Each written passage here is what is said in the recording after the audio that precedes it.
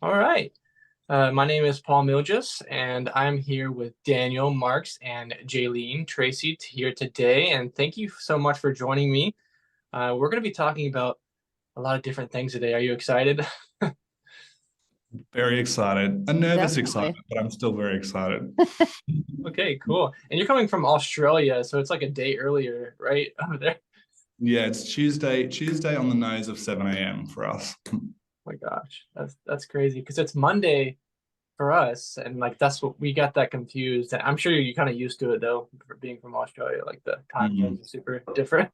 Super Yeah, cool. for sure. Bright and early, first thing, I'm ready. Okay, so I actually found you, Jaylene, on YouTube a long time ago, and I was like, it would be interesting to have her on and talk about several different things. I know you talk about a couple different things on your channel, and you also were talking about Mantis beings one time, galactic beings, and I Yeah. was like super intrigued about that because you hmm just don't hear very much about it.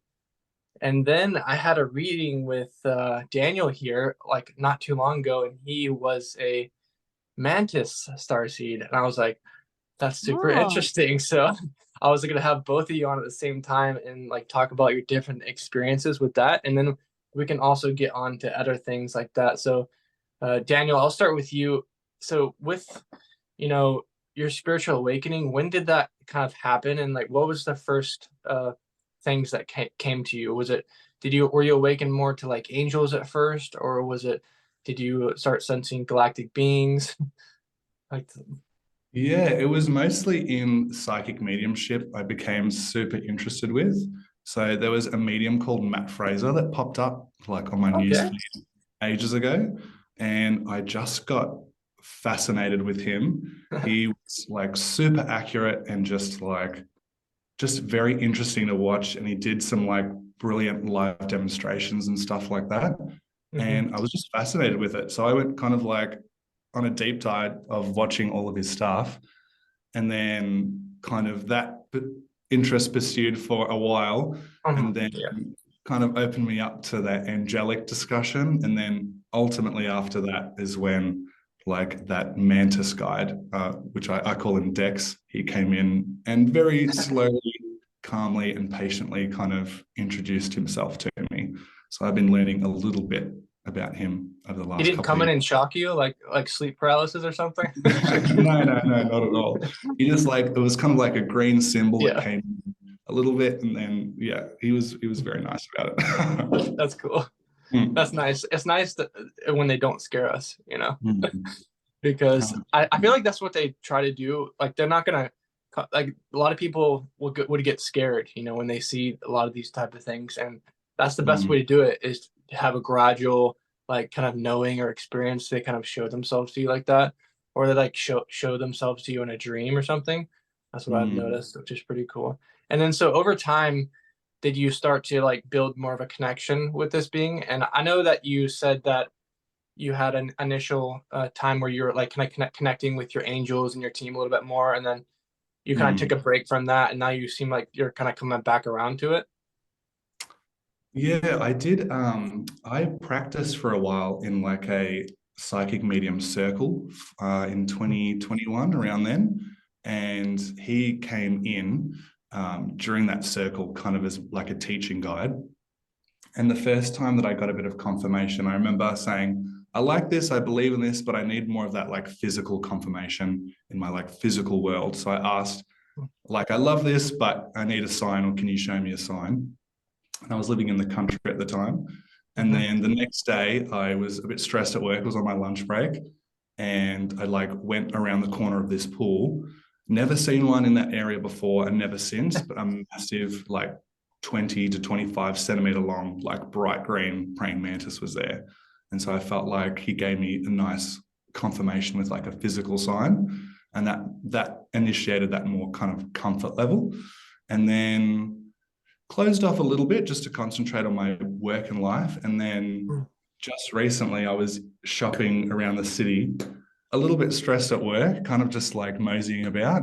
And there were these two massive, I kind of turned a corner, and there were these two massive praying mantises on stilts as like a live show.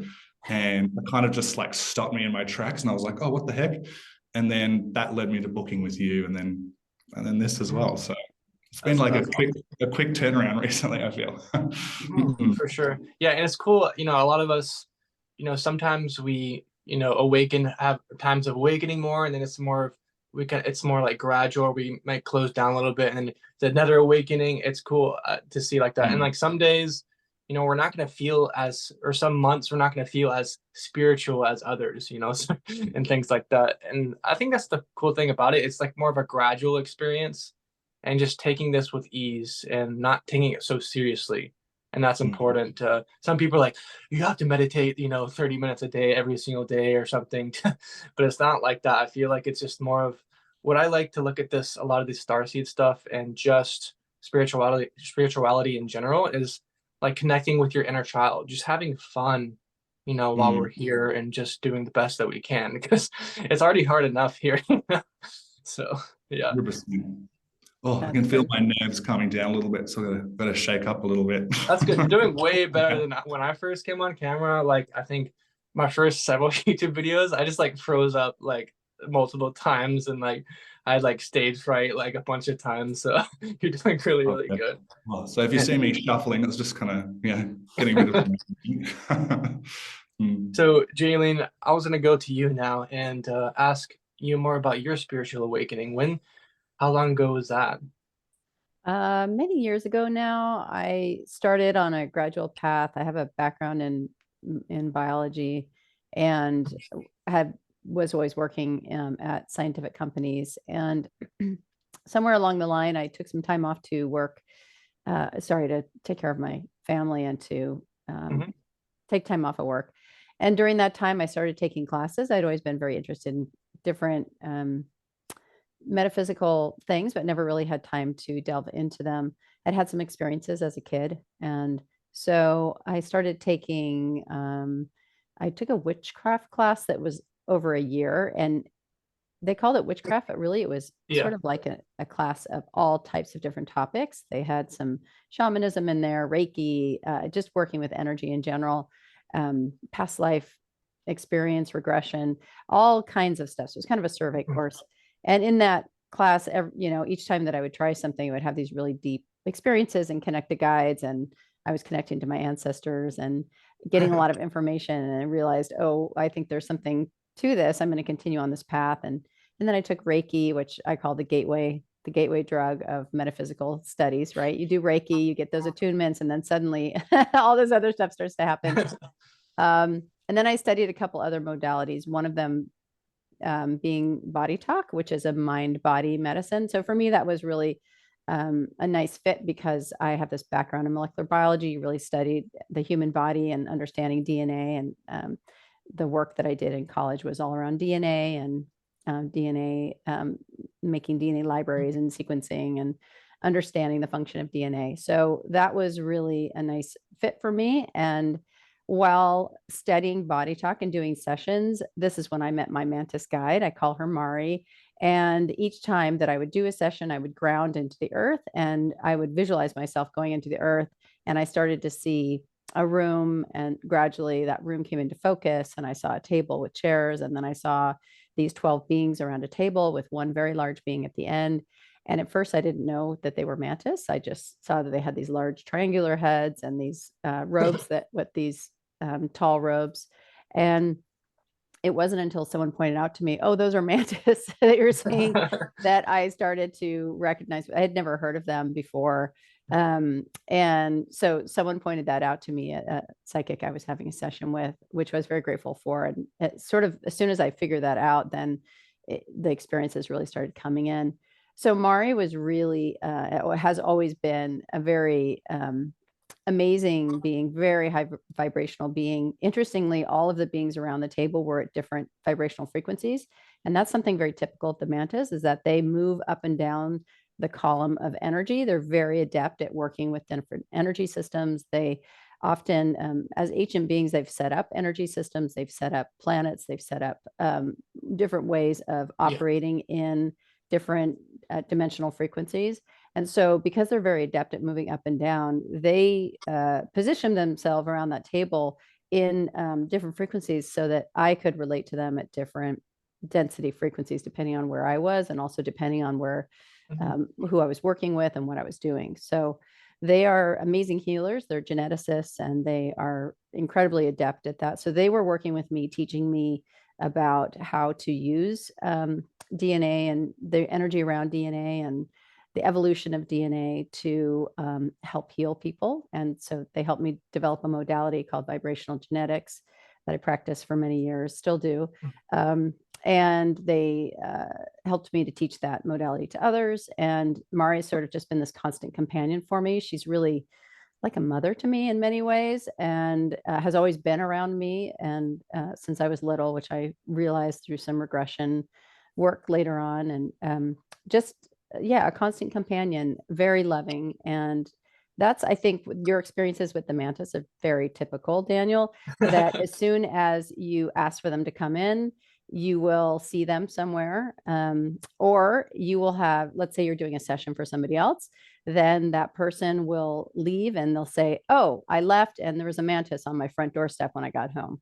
Or, I had one on my car windshield. It happens all the time. And that's their calling card. They, the little insects we have here, or you saw some pretty large ones, basically are their calling card to say, we're here, we're around you. And I've had so many experiences with them that have been so intense with the actual live mantis that shows me that they are connected to the energetic mantis that we see. So it's neat that you're having those experiences too. That's very cool. I remember one of the first, it felt like more of a memory than anything, but it was a last year when I was living rural, and it felt like a memory dropped in for half a second.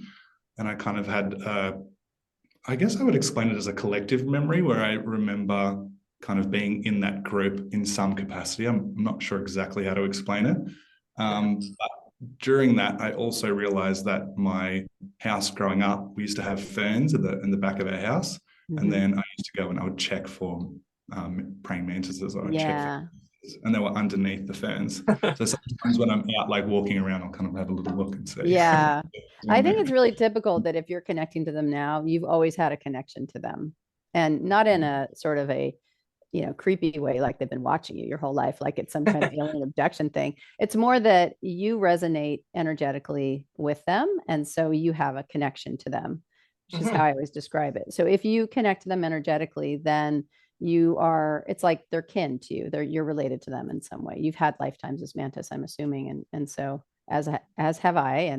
And so that's why it's easy for you to see them now, connect to them. And yeah, it's cool that you were talking about like them doing things with genetics, and you doing things with the genetics and things like that, because I was tapping into them, and I was asking, like, were you guys one of the first ones here on Earth, like, doing things with the human genetics and helping with the human species?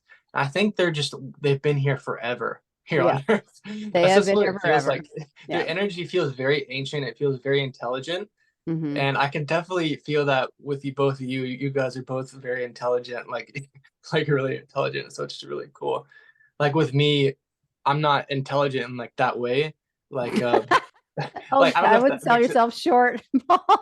No, in that way of like, I don't know how to explain it. Like in school, like you guys probably did a lot better than me. That's what I'm trying to say. Like not in those book smarts type of way. No. I was like a last minute person for sure. So mine really? was like 2-3 days before crunch time, like, caffeine, 4 o'clock in the morning, like just get it done. I'm not sure our Western culture's education system applies to intelligence in the grand scheme of things. I think it's a system that's set up in a very narrow channel of, carrot and stick. And I don't think that it really applies to your overall intelligence, whether it's emotional or spiritual, much more narrow. Put that out there.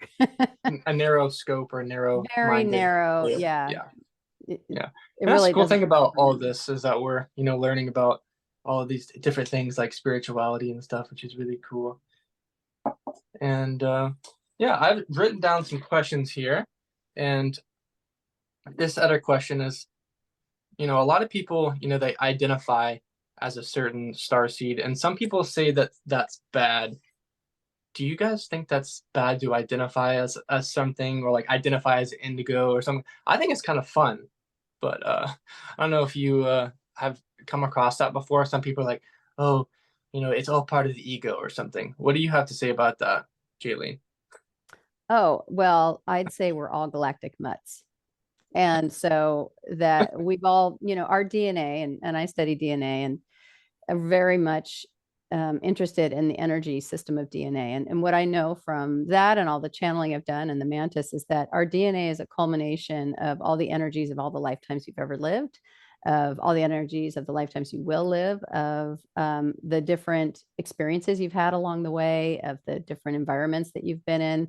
And along with that comes in a lot of information from a lot of different places. So you've been or you've had experienced lifetimes in many different. So you could say that, oh, most of my lifetimes were spent on Andromeda. So I really relate to, I really associate with the Andromeda. Resonate.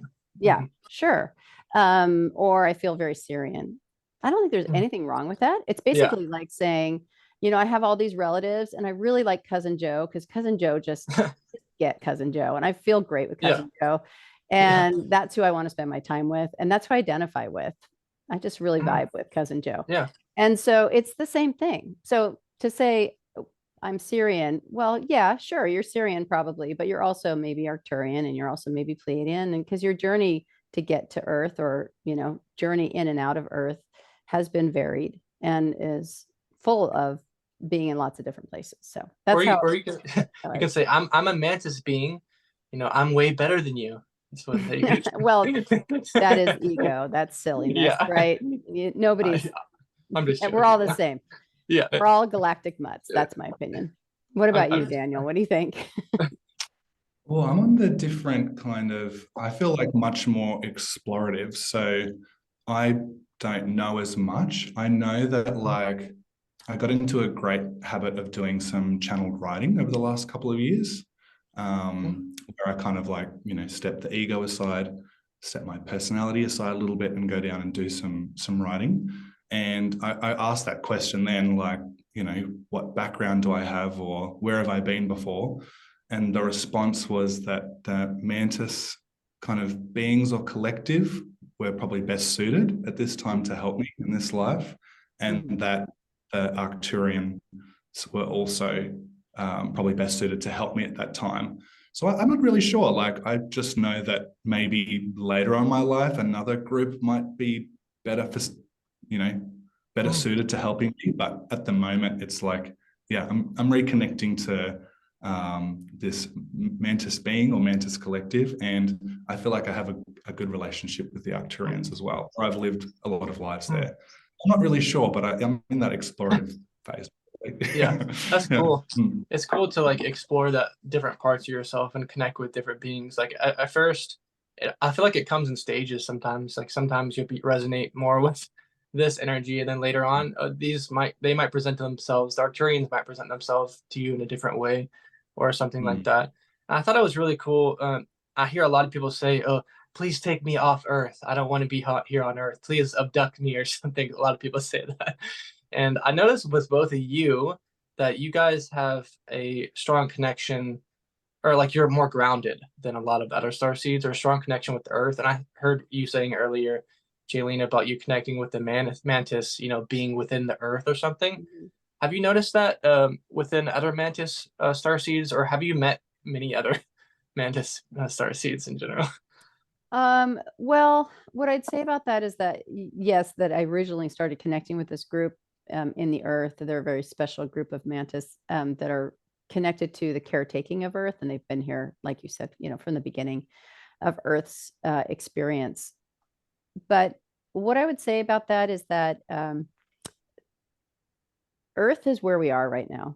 And if you want to be present with what is true for you right now, is that you're a human and you're a human who is part of Earth's experience. You came here to be a human on Earth, to experience duality. You came here to experience what it is to be separate. You came here to experience all of the beautiful bounty and beautiful energy of Earth. You came here to caretake Earth, maybe, or maybe to help her in her evolution, or maybe to help humanity's evolution, or maybe just your own.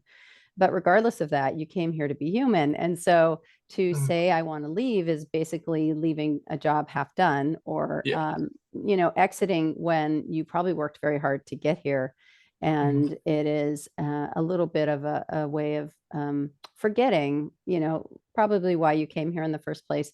And also, I would say that for explorations outside of the body and explorations into higher dimensional realms, that I've been taught from the Mantis that it's always safer and cleaner and better if you do that through your own energy field. And when you're grounded to the earth and you move through your own heart field, your own space, through your own higher self, and then out into the greater universe, that when your experiences there will be much more beneficial, and they will be much cleaner and less muddled by confusion. And there's a lot of stuff in the energy field around us. And so you want to be as grounded and as secure within your own being first before you head out.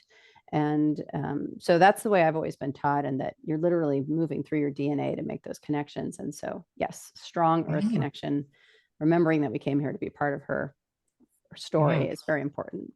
For sure. I love what you said about, connecting with the heart. And that's very important here on Earth. And have you noticed that, Daniel, within the past few years, have you like noticed yourself becoming more grounded or just more connected with your heart in general? Or it seems like you always have been, I don't know, it seems like both of you have had like a lot of lifetimes here on Earth. So it's like you're more experienced than a lot of other people. It's like you have that little bit more of a natural groundedness. You know what I mean? I like always kind of felt like I learned a good relationship with Gaia, and I kind of talk to her like she's a friend. So whenever I do grounding stuff, I'll just kind of ask her, hi, I know even today coming on, I said, hi, I might need a bit of extra assistance today. Can you help me ground? And can you pull my energy down a little bit? Because, I might be a bit overexcited or something like that. Yeah. So yeah, every time I've asked, Mhm. she has, because, she would. And it's just, yeah, I feel as though kind of having that relationship. She always shows me like grounded boots when I do that. So kind of pulling my energy down to my feet or anchoring my energy down. So I do that quite a lot. Anytime I feel a bit flighty or I need to kind of be pulled down a little bit, I'll just ask her like I would a friend. Hey, can you help me out a little bit today? And that seems to work for me. That's really cool. And it's really cool to see that, you as a man, because a lot of men here on Earth, they're always up here. They can't connect down here, which is really, admirable to see that. And also, I was going to ask about, how, Jeilene, about like your mindset. How has it shifted over time? I know that you do some light language and you do some channeling and things like that. So when did it start coming online for you, where you started to kind of, sense these things and start to channel these energies and things like that? Well, it did come during that time when I was studying body talk, and I was doing a lot of sessions to get certified and spending a lot of time in that meditative space. I think as a fairly cerebral person, especially in my younger years, is very cerebral, being more science oriented, that I didn't drop my energy down and through my body to my heart and down into my lower chakras. And so I'd spent a lot of time up here. And so during that process of doing the body talk, I was pulling my energy down and allowing it to ground and spending a lot of time in the earth. And through that, that's when I started to realize, and the Mantis started to teach me that I should use tones and sound frequencies to heal discordant DNA patterns.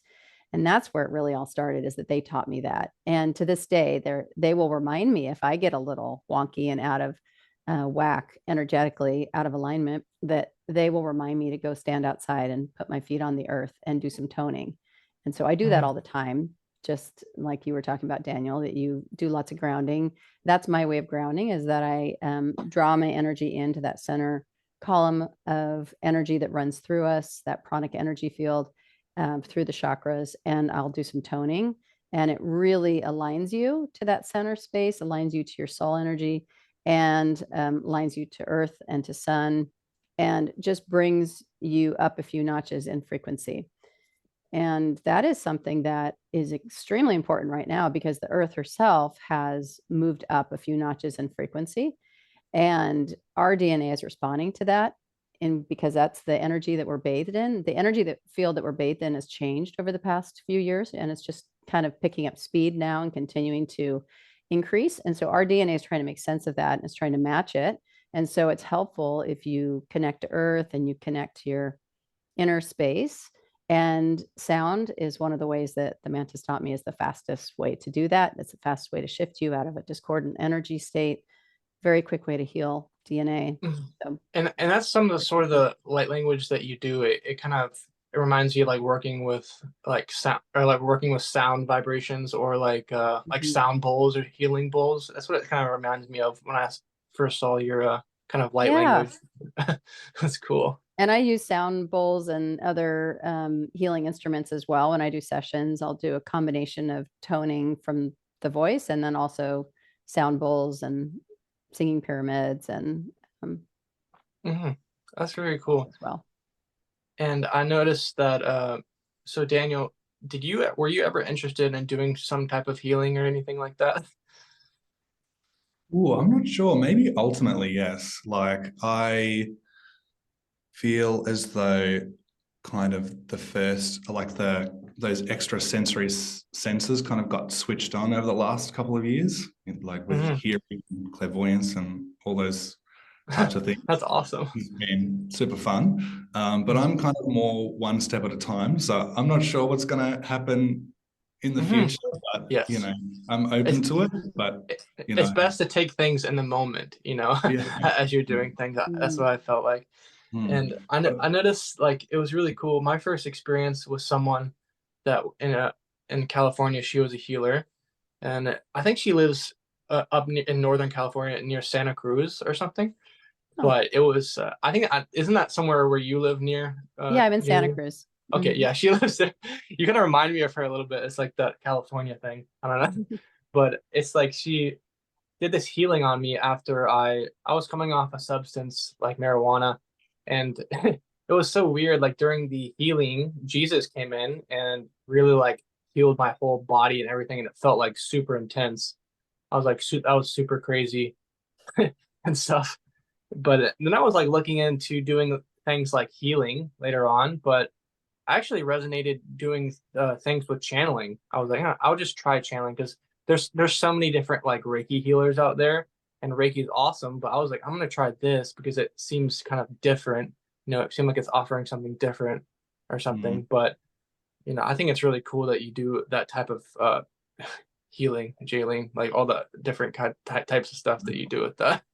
It's like really cool. Yeah, I was going to say, Daniel, if you keep hanging out with the Mantis, you'll end up being a healer at some point because it's really it's sort of a doorway that they will walk you through to help you in your own evolution. You're helping the evolution of others, but it will also have a major impact on your own as well. Yeah, that's cool. Well, we're just reacquainting now, so I get a lot of kind of information will drop in.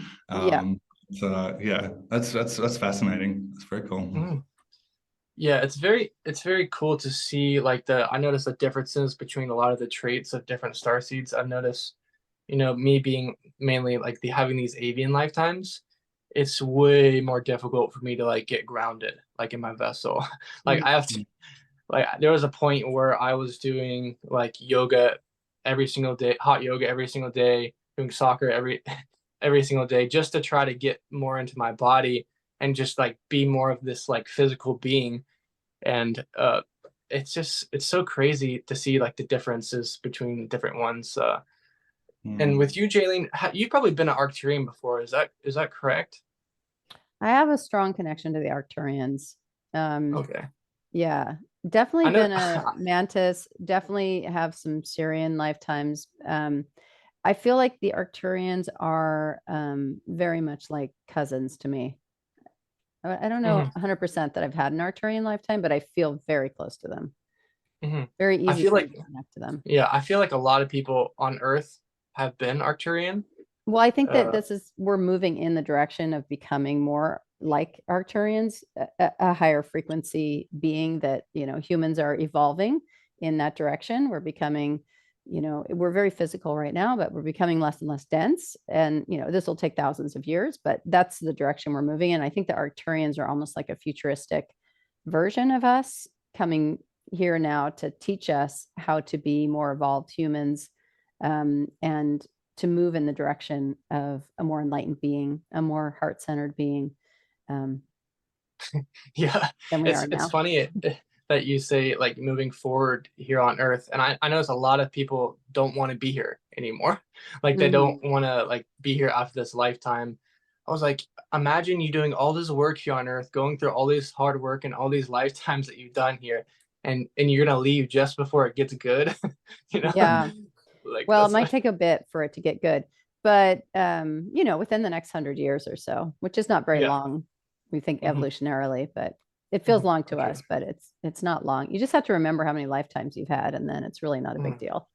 Yeah, it really is a blink of an eye, and that's why it Mhm. feels like that. I noticed when like a lot of spiritual teachers were first coming out, and like the New Age movement was first coming in, like Dolores Cannon and all these people, and everyone Mhm. was really excited, and they thought the new Earth was gonna happen, or like we were like Right. ascended to the fifth dimension in like 10 years or something. But I feel like it's more of a gradual experience. Is that something that both of you have sensed, Daniel? Have you sensed that within your life? Has it been more of a gradual rise in frequency, or has it been more Yeah, like shocking? I felt like I had what really helped me out initially. I had a reading done with Ashley Cunningham, who's Mm, brilliant. So I really liked that with her. And I feel like what helped me a lot was releasing. So she taught me how to transmute things. I wasn't familiar with that process before, but particularly with fear. So I had a lot of fear responses and fear reactions to things.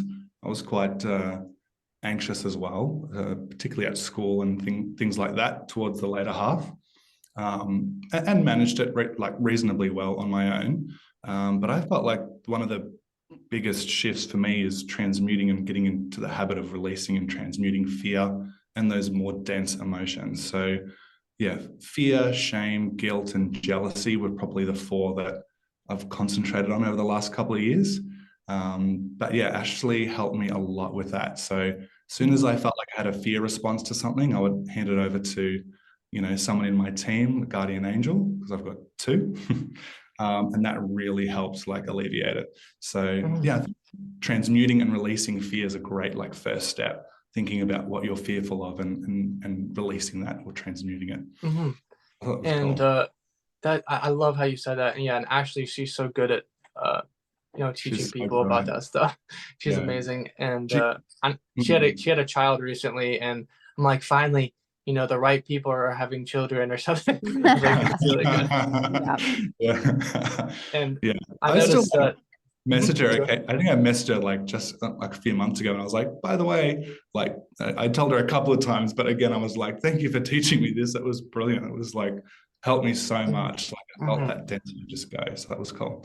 I love that way of doing things, and of just allowing things to be like, and not like having to. I don't know if you've come across this before, Jaylene. A lot of people, they'll go in the trenches and they kind of focus on shadow work a lot and focus on the negative in order to Mhm. try to transmute a lot of this heaviness. What Mhm. if you found the best way for you to transmute this heaviness? Because I know Daniel was saying he kind of like let his angels do a lot of this transmutation within him, and he also Mhm. doing work on himself as well, and like self love and everything. Yeah. But what have you found is some of the better ways to do this? For me, it's always been with the mantis. They've been very protective, and they've also helped me. I didn't, it's not that I don't have fear, but I didn't come in with a lot of fear as a child. In fact, I have a memory of standing on the playground as a 9-year-old and looking across all of the kids and saying to myself, having this epiphany that all humans are run by fear. So I was a really small child seeing that and Yeah. thinking, and I look back on that now and I think, okay, that was the mantis channeling that through me, right? What 8-year-old looks at all the humans and said, you're all doing everything from fear. So that was that was early connection to them. And I think because Mari has always been sort of giving me these prompts along the way, that as a kid, I would, walk through this rural area we lived in at night in the dark by myself. I just didn't have a lot. I always felt very protected. I felt that they were walking beside me. So I think similar to what you're saying, Daniel, is that when you recognize that we have more than just ourselves around us, and we have energies around us to protect us and to guide us through situations that seem daunting here, because we don't have a full purview of the visual on the energetic field around us. And we think, things do go bump in the night, right? The things we can't see are what we fear. It's the things about the inevitable that we can't see that we get worried about. But as long as you stay very present and you're not so worried about what has happened in the future, or what has happened in the past, or what might happen in the future. So to me, that one of the best ways is to stay very present, moment focused, and then you can let go of the overthinking. And then earth is the other way. I'd say the mantis and the earth is just releasing energy to the earth really helps. And then as you go through your processes, Daniel, and your releasing fear, is really integrating them. And for all of us, so instead of just releasing and letting go of stuff, integrating it into your understanding, your DNA, your awareness, so that it doesn't just come back 6 months later when it's showing up in a different version, but to really unpack it, understand emotionally why you're reacting in fear to something, and then integrating that, resolving it, forgiving yourself or forgiving others when necessary, moving through difficult emotions, not shoving them down, but really allowing them to be present. Those are all the things that I think are, beyond just the releasing, but really integrating. And I think we're in a period right now of, I call the great integration, where we are integrating aspects of ourselves from many lifetimes previous that have been in our Akashic field and have been popping up and causing us to either have fears or to have strong emotions about things that we don't really understand. I think right now we're going through a big sort of Cleansing. Cleansing and integration, but it's beyond cleansing, because you if you integrate it into your DNA, then it doesn't need to keep coming up. You don't keep spiraling around to the same thing, because it becomes part of you. It becomes neutral within your system. That's cool. I'll let you and the Mantis Beings handle the DNA stuff, and I'll handle yeah. But it's really cool. I was thinking, a lot of people are afraid to get into light language or channeling, and like you were saying, Jeilene, about getting just coming at it from a more grounded space, or just a more not overthinking space. A lot of people come into this spirituality space, and you just hear this underlying tone of a lot of people in spirituality. They're saying, oh, you need protection, you need a lot of protection, you need to shield yourself all the time, and you need to there's just negative energies flying around everywhere, and negative ETs and things like that. And so I feel like it turns a lot of people off from doing this type of work or doing channeling, because when I first started, that's what people told me to, and I was like, oh my gosh. And then once I started to get more grounded, and I started to realize that there's nothing to be afraid of, and I wasn't like overthinking or paranoid or fearful anymore. And I would never, and ever since doing this work, I've never really come in contact with negative energies like in like years. So I feel like that's why I love working with the angels, and you say you're working with the Mantis Beings, is that we're always safe, guided, and protected, and to always trust that. And I think that's very important, because a lot of people, they come at it from a more a paranoid state. Like, I don't know if have you ever come across this, Daniel, or like ever felt like you were more fearful at first or something when first starting this, doing something like that? Yeah, 100%. I felt like initially it's very fear-inducing, the thought of that, or even talking about the topic openly was like very fear-inducing too. Yeah. So I think just like open discourse is very important. But I had a couple of spooky experiences when I was first waking up and everything. Me too. Very novice and very kind of not sure what was going on. Like, I'm sure behind that I was still safe, but it still felt a little bit scary at the time. But Yeah, I've been using that mantra quite recently, actually, ever since our session, Paul, last week. Safeguard and protected. That's helped me a lot because you can feel kind of like that fear kind of creeping in a little bit, and you can feel it takes a little while to go, oh, is that a fearful thought coming in? And to me, it took a while to kind of be able to distinguish between emotions. It's very like subtle at first, but then I think you kind of hone over time. Or is that coming through fear, or is that coming through love, or is that through jealousy, or is that through truth, or is that through honesty? So it kind of all, for me at least, it blends a little bit at the start, and then it's kind of like you can separate where something is coming from. That's how I feel like I experience it. So That's cool. if I come through something heart-centered, or if I need to kind of discern of something, I recently, only for the past couple of weeks, been putting my hand on my heart and asking Oh the yeah, same I love question that. Yeah. to see how I respond to it. So that's, for me, a good indicator of kind of how to navigate something like that. But yeah, I felt like to start, it was hard to, tell the difference, and now it's getting a little bit easier. Yeah, I think that's like very cool that you said that. And I noticed that, when I first was starting to awaken, I kept feeling this pressure on the side of my head, and was awakening more and more. And I was like, Archangel Michael, can you please take care of this? I don't like whatever this is. I thought it might be like a negative energy or something. And it just kept being there for like so long. And then I was like finally tuned into it, and it was just Archangel Michael there trying to communicate with me the whole time. So I feel like a lot of people overthink these things, or they are paranoid about a lot of these things for no reason or something. And have you found yourself ever being a little bit paranoid early on, Jeilene?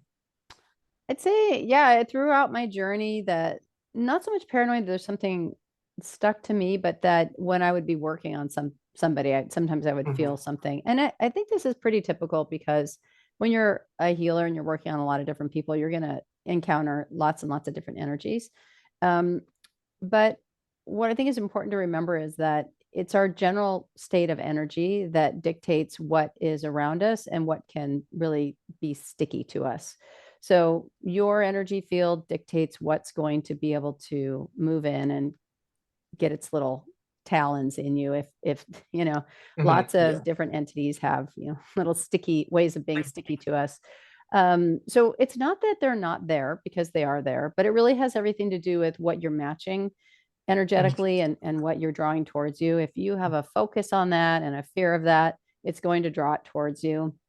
It's not just law of attraction. It's really more about where you are focusing your thoughts and your attention, and basically you're attuning your energy field towards a particular type of being or a particular type of experience, or you are going to learn a lesson through the lens of having something stuck to you, and that's part of your journey.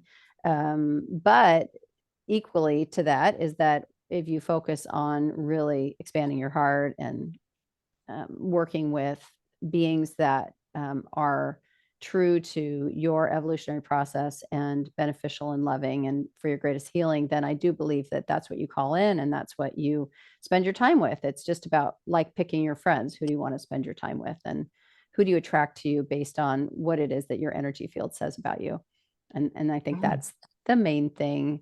And again, sometimes as empaths, this is the other thing I'd say about it, is that empathic people tend to be, matching other people's energy, because we do that as a rule, because we're always helping people to feel better, right? Because, oh, here, let me reach out and surround you in this loving energy so that you can drop down what it is that you're feeling right now, whether it's fear or something else. This is very typical for people in the spiritual community, because most of them are empaths. And so we start energetically matching the energy of other people. And so sometimes that can feel like a low vibrational experience, or you can get overwhelmed by somebody else's energy. You can feel drained. And there's no difference between that really. And there's difference in that and a big, bad, nasty entity. But it's sort of these micro drainers along your day, if you're an empath, that I think can be even worse, because if you're not good about, it's not so much shielding as it is recognizing yourself as more of an open window versus a sponge. And Yeah. so all empaths need to learn that process. Yeah, I think that's very important, and it's not, so people are always talking about negative energies on the other side when really, a person or like that's a narcissist or something, they can be just as or a much more negative experience or as impactful in your life, or Absolutely. like you said, learning, but having these people, whether that these or energies in your life that teach you something over time, Mhm. teach you an experience. Like in my case, uh, I was harassed by like negative ETs, coming off the substance of marijuana. That was the only way that I was ever going to get off of that substance, was have these intense negative experiences, because otherwise I would have kept going back to that drug or whatever it was. So I think that's really cool seeing it in a positive light. I was asking my team, I was like, why, Archangel Michael, why didn't you help protect me during that time? Well, he said, we just allowed enough for them to harass you in order for you to have this traumatic experience so that you wouldn't keep going back to this substance, which was very detrimental to my spiritual growth and things like that, which I thought that was really Yeah, and cool. remember that it's all about perception too. Whatever your perception of good and bad is, right? I mean, Yeah, because in the higher levels of frequency, there is no good and bad. We live in yeah, this very dichotomous, separate place, yin yang, good, bad, yeah. light, dark. But that's not reality at the higher levels of existence. At the higher levels of existence, everything has its purpose and everything is just energy, right? It's our perception of good and bad and those labels that we as humans feel and experience. So, the labeling and the perception of something being bad can also amplify it in your field because it Hmm. causes this emotional, physical Hmm. reaction in you, and it sort of amplifies the whole experience for you. Whereas if you can become more neutral about everything you Hmm. feel, like, there's an entity, but I don't really care, there it is and I see Just it. observing instead of Observe, yeah. projecting. Yeah. That's what the mantas have always taught me. Just observe your environment, don't react and don't get engaged with it, just observe. So for all of us as humans, that's a really beneficial thing to learn how to do. And I know the Arcturians teach this a lot as well. They teach a lot about being observational and to not get overly emotionally entangled with things, because humans are so emotional. That's such a strong carrier wave, our emotions of information, that other beings are that are more adept in moving up and down the frequency columns are able to utilize the emotions of humans. And this, you hear about this often happening in abduction scenarios where somebody's emotions will get hijacked by the entity because the entities have a better understanding of how to manipulate the emotions of humans. And so they can put you in sort of a catatonic state. They can put you into a state of feeling a great deal of love. They can put you into a state of feeling fear. Because the Arcturians say that once we finally get the ability to manage and learn how to manage our emotions, then we will be at a much higher state of evolution. And that because emotions are so strong in the human nervous system, that that's a big growth edge for us. And so some of these experiences we have that are fearful are also set to help us learn how to evolve through not knowing how to respond to and handle our own emotions. For sure. I think that's definitely a trait, like you said, of mantis beings, being able to observe. Like they're probably one of the best at that, I bet. And there's Yeah, they're very, yeah. and like that's why like you said about the Arcturians, a lot of these high vibrational beings, like these blue avians and things, they really are so good at just observing this reality. And I think that's a really cool lens to look at it from, and I think we can learn a lot from that.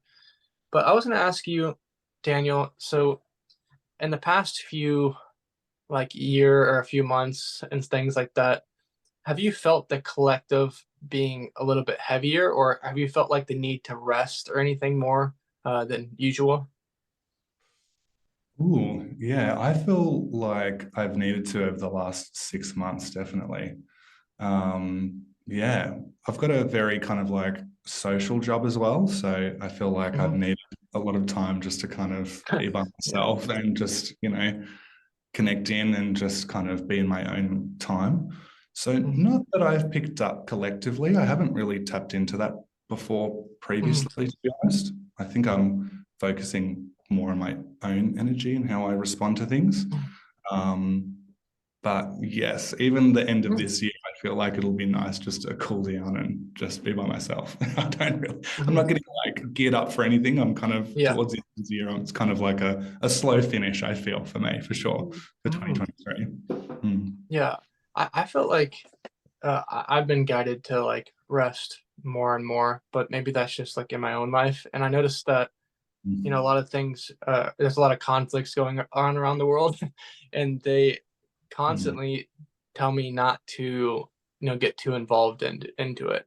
And like you said, you know, a lot of people seeing things as black and white or good and bad, or like this side's good or that side's bad. It's not necessarily important to like look at those things, because like you said, Jaylene, looking at things from a higher perspective or higher vibrational level, there really is no, you know, good and bad and things like that. So it's cool to, you know, see those types of things. And yeah, this was good. I think we're almost coming up on the end here, and that would be exciting to wrap things up. Is there any last things that you want to say, Jaylene, or Daniel?